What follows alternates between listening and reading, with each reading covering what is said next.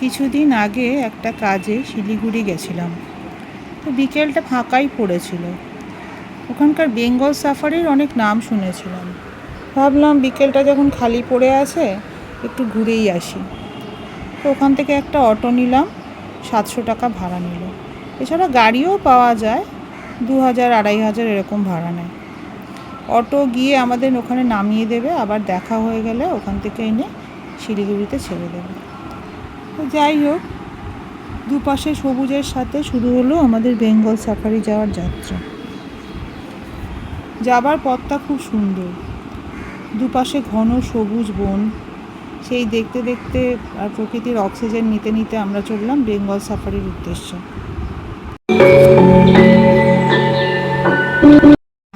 অবশেষে এসে পৌঁছালাম বেঙ্গল সাফারিতে। ভিতরটা খুব সুন্দর করে সাজানো, দুপাশে বড় বড় গাছ, বাচ্চাদের জন্য খেলার পার্কও আছে, আর খাবার জন্য অনেক স্টল আছে। একটা সুন্দর ক্যান্টিনও আছে, যেখানে রিজনেবল প্রাইসে ভাত থেকে নুডলস সবই পাবেন।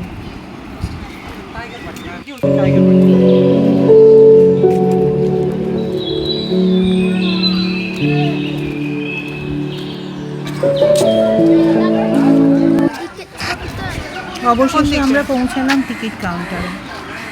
বিভিন্ন ধরনের অপশান আছে। কেউ যদি শুধু জু দেখতে চায় তাহলে টিকিট 50 টাকা, আর কেউ যদি গ্র্যান্ড সাফারি করতে চায় তাহলে 450 করে পড়ে পার হেড। এছাড়া জয় রাইডও আছে, হাতির পিঠে করে ঘোরাবে, সেটা 800 টাকা নেয়। তো যাই হোক, আমরা গ্র্যান্ড সাফারিটা চুজ করলাম।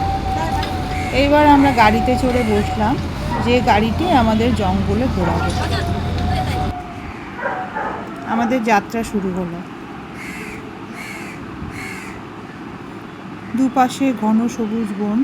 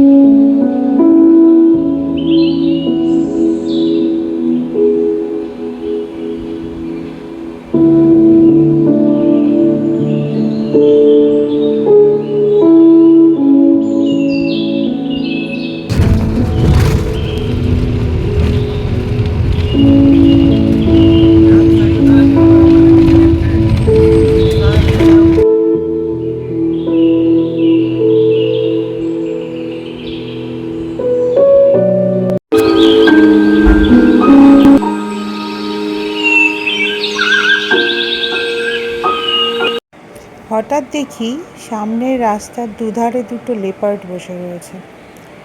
যতই গাড়ি হর্ন বাজাচ্ছে তাদের ওঠার কোনো ইচ্ছাই নেই, তারা নিজেদের জায়গা ছাড়তেই চাইছে না। আর ঠিকই তো, ছাড়বেই বা কেন? জঙ্গলে তো তাদেরই রাজত্ব, কেন তারা গাড়িকে জায়গা দেবে যেতে?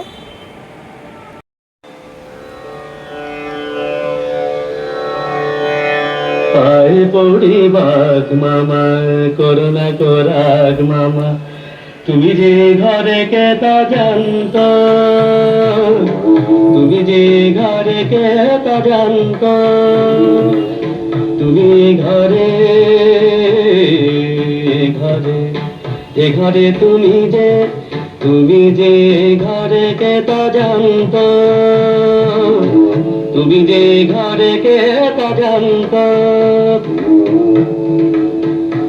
এ যে বিনা মেঘে পড়ে বাজ, এ যে বিনা মেঘে পড়ে বাজ, বিনা মেঘে পড়ে বাজ, বিনা মেঘে পড়ে বাজ, কেচে বুঝি গেল কাজ, গেল কাজ, কেচে কেচে গেল কাজ কেচে কেচে এ যে বিনা মেঘে পড়ে বাজ কেচে বুঝি গেল কাজ দয়া করে তাকে হলে শান্ত মামা কে বাজান্ত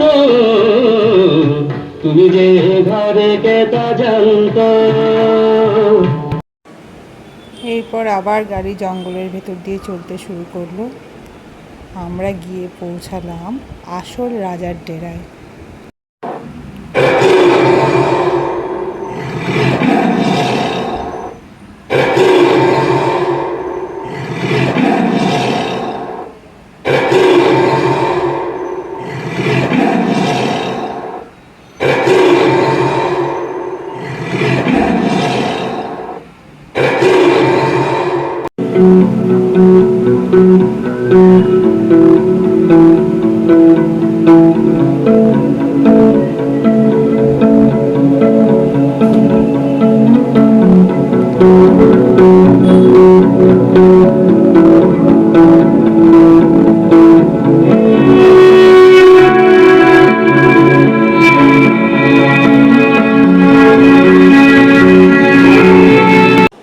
আমাদের জঙ্গল সাফারি শেষ হলে গাড়িটি আমাদের নামিয়ে দিল জুয়ের সামনে।